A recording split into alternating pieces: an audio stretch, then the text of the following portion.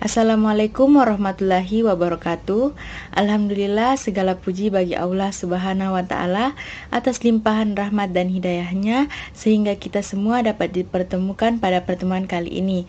Salam dan salawat tak lupa pula kita haturkan kepada junjungan kita Nabi besar Muhammad Sallallahu Alaihi Wasallam.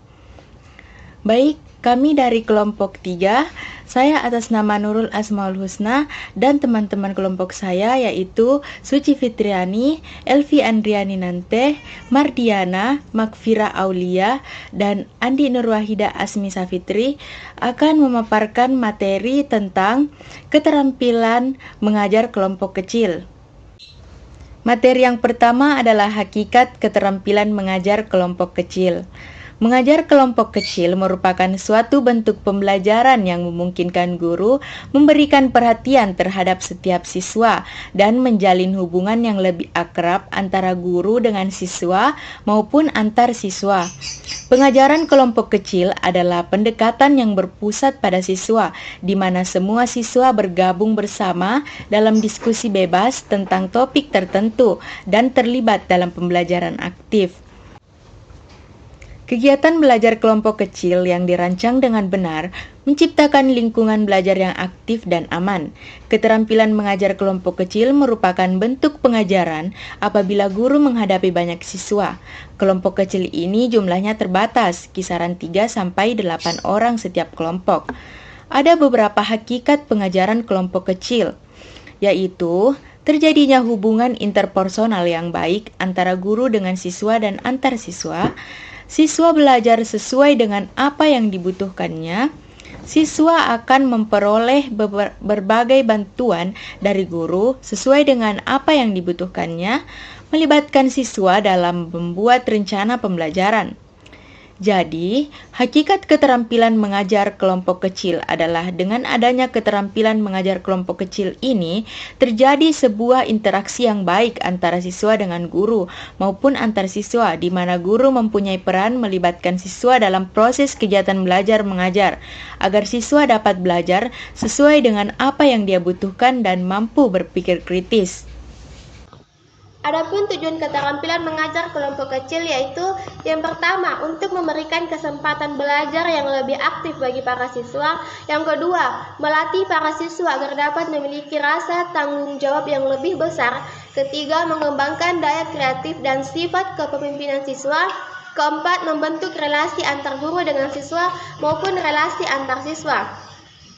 Kemudian, syarat keterampilan mengajar kelompok kecil. Yang pertama, adanya interaksi yang sehat dan akrab antara guru dengan siswa maupun interaksi antar siswa. Yang kedua, guru membantu siswa dalam belajar dengan kemampuan, kecepatan, minat, dan cara yang digunakan siswa dalam belajar. Ketiga, guru membantu siswa menyesuaikan kebutuhannya dalam pembelajaran. Keempat, guru melibatkan siswa dalam perencanaan pembelajaran. Dalam syarat keterampilan mengajar kelompok, guru dituntut memiliki hubungan yang baik dengan para siswa agar mampu mengorganisasikan siswa sesuai dengan tujuan pembelajaran, pokok pembahasan, dan kebutuhan siswa dalam pembelajaran, serta waktu dan alat yang tersedia di sekolah, yang tentunya digunakan dalam proses pembelajaran. Selanjutnya bagian D, prinsip keterampilan mengajar kelompok kecil. Yang pertama, variasi pengorganisasian kelas besar, kelompok, perorangan disesuaikan dengan tujuan yang hendak dicapai, kemampuan siswa, ketersediaan fasilitas, waktu, serta kemampuan guru. Yang kedua, tidak semua topik dapat dipelajari secara efektif dalam kelompok kecil dan perorangan. Yang ketiga, guru perlu mengenal siswa secara perorangan atau individual agar dapat mengatur kondisi belajar dengan tepat.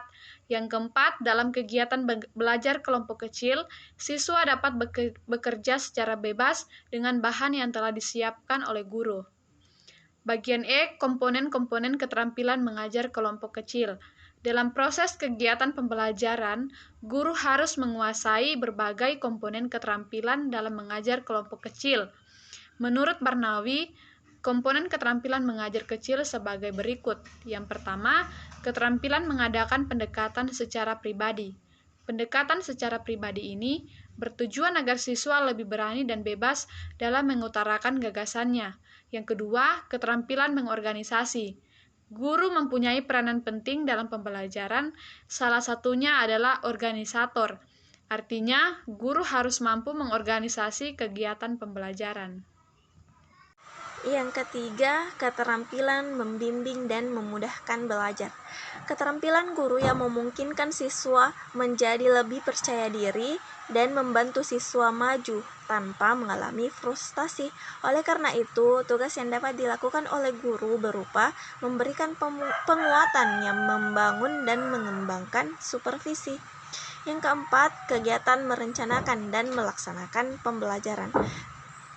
Keterampilan guru yang mencakup memberikan sebuah bantuan kepada siswa dalam menetapkan tujuan pembelajaran yang akan dipelajari pada saat itu. Kemudian merencanakan kegiatan pembelajaran, memberikan nasihat kepada siswa, dan memberikan sebuah bantuan dalam menilai hasil belajar. Selanjutnya, teknik yang dapat digunakan dalam mengajar diskusi kelompok kecil. Ada 5 tipe yang telah teridentifikasi, antara lain itu yang pertama, sesi bus, yang mengacu pada diskusi singkat oleh kelompok-kelompok yang sangat kecil dalam sebuah pelajaran, juga disebut sebagai kelompok bus atau cura pendapat. Yang kedua itu diskusi kelompok, yang terdiri dari berbagai bentuk diskusi mendalam seperti tutorial atau seminar.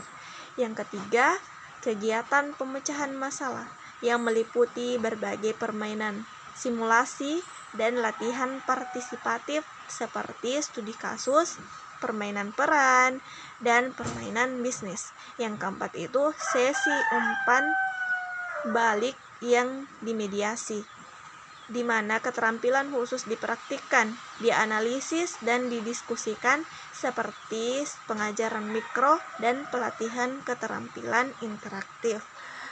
Yang kelima, proyek kelompok, di mana kelompok kecil melakukan tugas kooperatif yang bersifat praktis seperti laboratorium atau proyek lapangan. Materi selanjutnya adalah peranan guru dalam keterampilan mengajar kelompok kecil. Menurut Usman tahun 2008, beberapa peran guru dalam pembelajaran kelompok kecil dan perorangan, yaitu yang pertama, sebagai motivator. Artinya, guru memposisikan diri sebagai penggerak yang menumbuhkan semangat dan kekuatan belajar bagi siswa. Nah, yang kedua, sebagai fasilitator. Guru menciptakan lingkungan belajar untuk kelancaran proses pembelajaran dan memberi kemudahan bagi siswa sebagai pelajar. Nah, yang ketiga, organisator pembelajaran, yang berarti guru mengelola pembelajaran sehingga dapat berjalan secara efektif dan efisien. Yang keempat, multimetode dan media. Maknanya, guru menggunakan metode dan media yang bervariasi, tidak terpaku pada satu metode saja. Nah, yang kelima, pola interaksi pembelajaran. Artinya, adanya interaksi antara guru dan siswa, serta siswa dan lingkungan. Yang keenam, pemanfaatan sumber pembelajaran secara luas dan bervariasi. Guru merangsang siswa untuk menggunakan berbagai sumber belajar agar siswa dapat mengembangkan bakat dan keinginannya demi mencapai hasil belajar yang lebih baik. Guru juga bertugas menyediakan pelajaran yang akan dipelajari siswa dalam pengajaran kelompok kecil maupun perorangan. Berbagai sumber yang diperlukan siswa dalam proses belajar mengajar tersebut perlu disediakan agar proses belajar mengajar dapat berjalan dengan lancar. Yang ketujuh, mendiagnosis kesulitan belajar siswa. Mencermati permasalahan yang dihadapi siswa, dan dengan kelompok kecil ini siswa akan mudah dan bebas menyampaikan permasalahan atau kesulitannya sehingga guru dapat menyimpulkan kesulitan yang dihadapi siswa dan cara mengatasinya. Yang terakhir atau yang kedelapan, guru mempunyai hak dan kewajiban sama seperti siswa. Guru sebagai peserta kegiatan mempunyai hak dan kewajiban yang sama seperti siswa, berarti guru ikut menyumbangkan pendapatnya untuk memecahkan masalah atau mencari kesepakatan bersama seperti halnya para siswa. Nah, sekian materi dari saya, selanjutnya akan dilanjutkan oleh rekan kelompok saya. Terima kasih. Selanjutnya yaitu hal-hal yang perlu diperhatikan dalam mengajar kelompok kecil. Dalam mengajar kelompok kecil harus memperhatikan hal-hal sebagai berikut. Yang pertama yaitu pembelajaran dilakukan berdasarkan perbedaan individu. Yang kedua yaitu memperhatikan dan melayani kebutuhan siswa. Yang ketiga yaitu mengupayakan proses belajar mengajar yang aktif dan efektif. Yang keempat yaitu merangsang tumbuh kembangnya kemampuan optimal siswa. Yang kelima yaitu pergeseran dari pengajaran klasikal ke pengajaran kelompok. Yang keenam yaitu langkah pengajaran kelompok kecil dan perorangan. Dalam kelompok kecil, langkah-langkahnya adalah mengorganisasi siswa, sumber, materi, ruangan, serta waktu yang diperlukan. Yang ketujuh yaitu menggunakan berbagai variasi dalam pengorganisasiannya.